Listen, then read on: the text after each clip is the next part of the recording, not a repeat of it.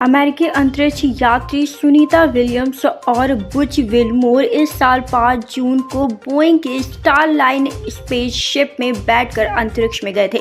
उन्होंने अंतरिक्ष space station पर महज 8 दिन रहना था, मगर यान में हीलियम लीक की वजह से उनकी धरती पर वापसी बार बार टलती गई। दरअसल बोइंग स्टारलाइन में हीलियम लीक और थ्रस्ट में खामी के बारे में पता लगा था। अब सुनीता और विलमोर को अंतरिक्ष में कम से कम 240 दिन गुजारने होंगे, यानी उनकी वापसी की उम्मीद फरवरी 2025 तक ही संभव हो पाएगी। हालांकि सुनीता और उनके सहयोगी के धरती पर लौटने का इंतजार अभी और लंबा खिंच सकता है। एक्सपर्ट से समझते हैं कि क्या सुनीता विलियम्स और उनके सहयोगी की जान को खतरा है। इतने दिन अंतरिक्ष में रहने के बाद उनके शरीर में क्या बदलाव हो सकते हैं।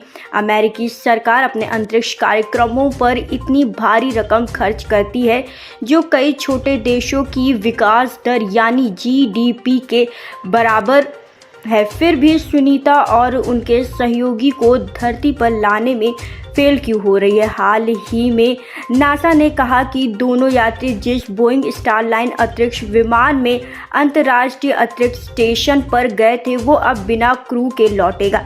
यानी 8 दिन स्पेस में बिताने वाले इन अंतरिक्ष यात्रियों को अब अंतरिक्ष की कक्षा में 8 महीने बिताने पड़ेंगे।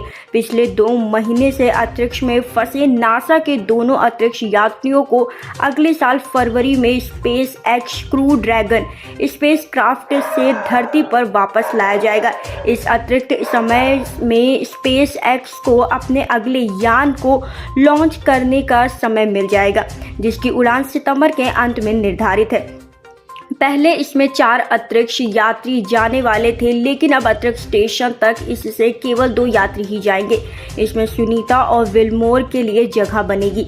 जब फरवरी में ये यान पृथ्वी पर लौटेगा तो उसमें वे दोनों भी बैठकर धरती पर आएंगे।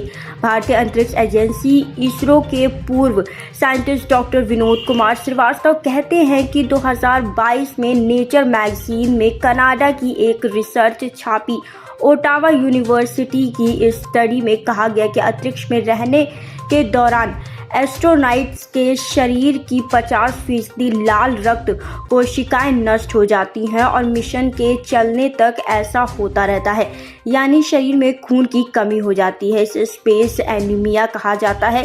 ये लाल कोशिकाएं पूरे शरीर को ऑक्सीजन पहुंचाती हैं। इसी वजह से चांद, मंगल या उससे दूर की अंतरिक्ष यात्राएं करना एक बड़ी चुनौती है। हालांकि ऐसा किस वजह से होता है, ये अब तक एक राज ही है। इसके अलावा अंतरिक्ष में रहने के दौरान यात्रियों की मांसपेशियां कमजोर होती जाती हैं और हड्डियों में कैल्शियम की कमी हो जाती है। धरती पर लौटने के बाद अंतरिक्ष यात्री कमजोर और थका हुआ महसूस करते हैं।